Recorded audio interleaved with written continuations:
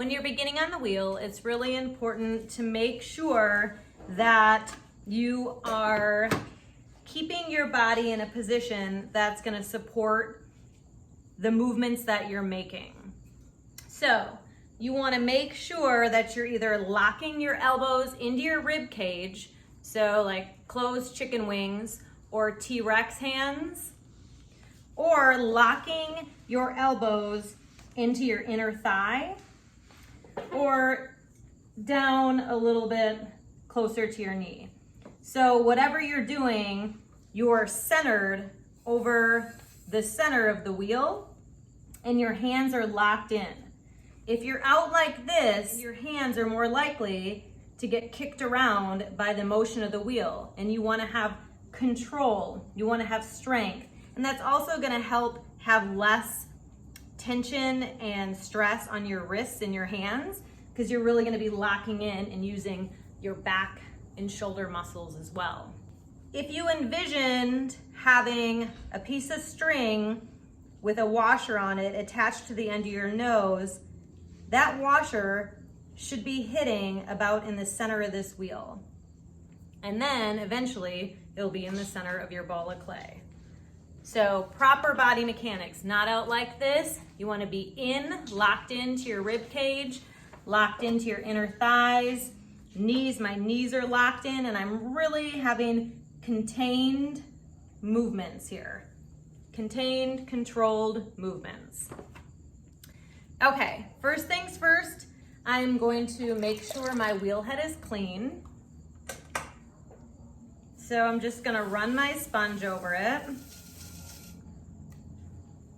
And then I'm gonna take my towel and knock back a little of that moisture.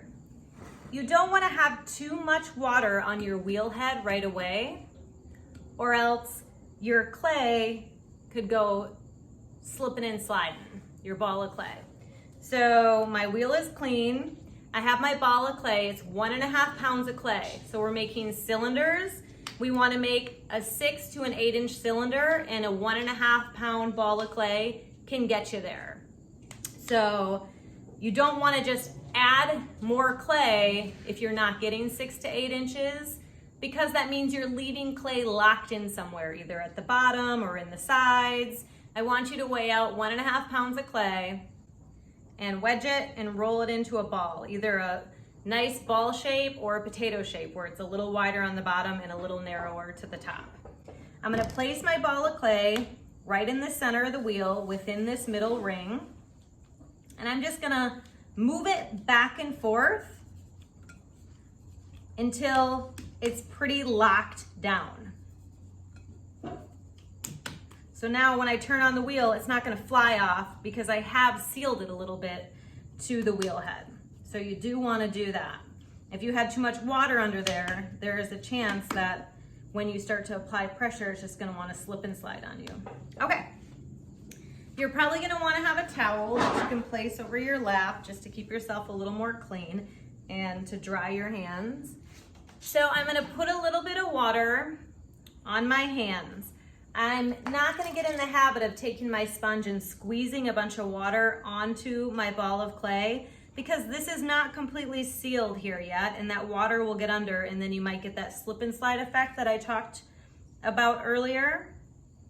Some people like to take their finger and just push in and seal the clay to the wheel. You can certainly do that as well.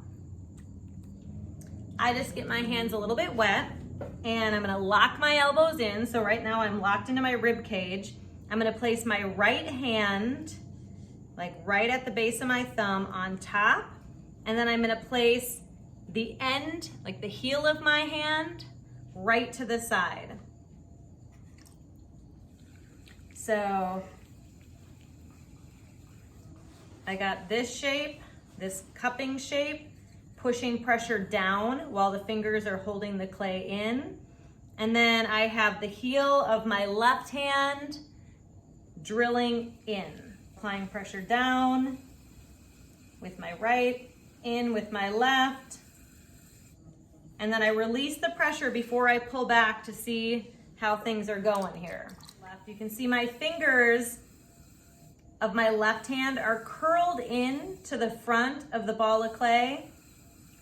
So I have a lot more control if I just curl my fingers in versus having them out like this. So we're trying to get this ball of clay to have no movement. We want it still, we want it static. So when I look at this, I can see that it has movement.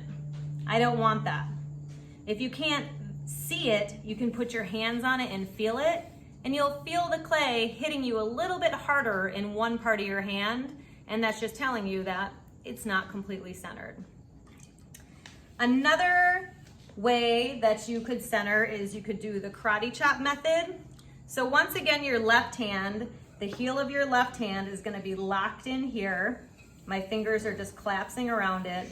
And then I'm going to do the karate chop. So with my right hand, I'm pushing down. And my left hand, the heel of my left hand is drilling in. Release my pressure before I pull back to kind of take a look. I dig my index finger in to clear that bottom clay away, because I want to also be looking at this ring, this internal ring on the wheel head, because if you get outside of that ring, no matter how hard you work doing what we're doing now, trying to center this, you won't be centered because your ball of clay is not in the center of this wheel. So if you're pushed out like this, now you can see that ball of clay is not within that center ring, so it is really off center right now.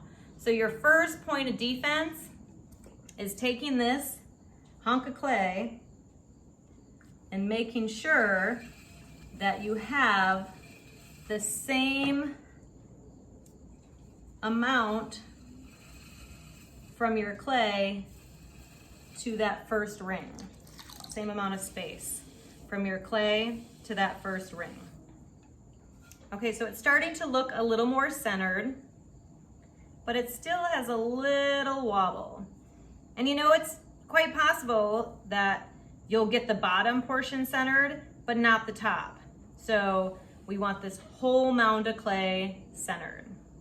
And another thing, you guys, and I know we have talked about this in a previous lecture, is you can set the speed on your wheel and then take your foot off of it.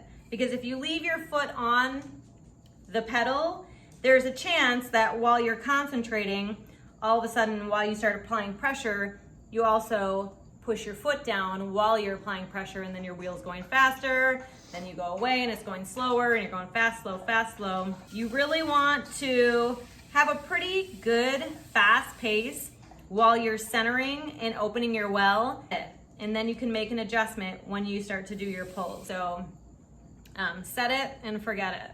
The third way you could try to center, hugging the clay and applying pressure with both of my thumbs down on the clay.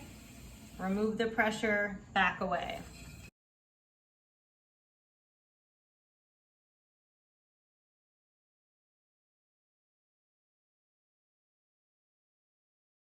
Collaring or wedging on the wheel. We do this if you've tried everything and you feel like you have good body mechanics, good support, you're really putting your hands in the right spots, you're not moving, you're not out like this trying to throw, you're doing all this stuff, but for some reason, this ball of clay just won't get centered. It's probably because there's air trapped in there. So we're gonna collar it, which is also called wedging on the wheel. So to do that, I'm gonna drill the heel of my left hand inward. I'm gonna keep my thumb at the top to apply a little pressure so I don't get a divot, because if you get that divot when you go to push down, you're just gonna close over that divot and trap more air in there, and that's counterproductive. We don't wanna do that. So pushing in with the heel of my left hand, my right hand is really pushing in here at the base of the heel, but also at the pads of the fingers. Keeping that thumb towards the top, and you bring that clay up. While you have it up, you can also clean that ring and see if you're still centered within it. Okay, now I gotta bring this down. To do that, I'm just gonna rest the heel of my left hand in, and I'm gonna take the base of my thumb, so I'm basically hugging the clay with my fingers, slide my hand up, I'm gonna start pushing down my right hand, and now my left hand is drilling in. Release the pressure before you pull back.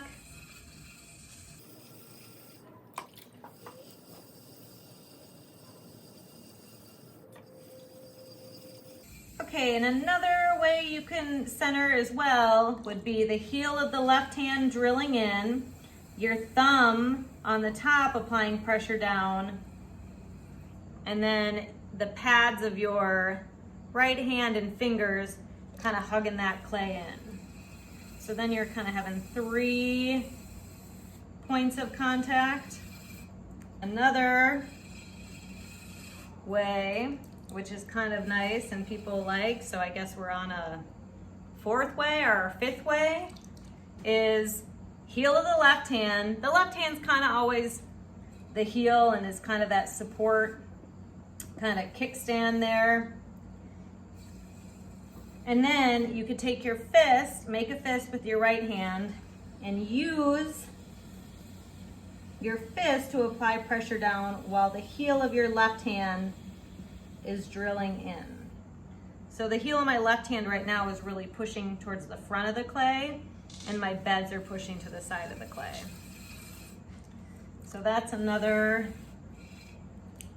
way you could center.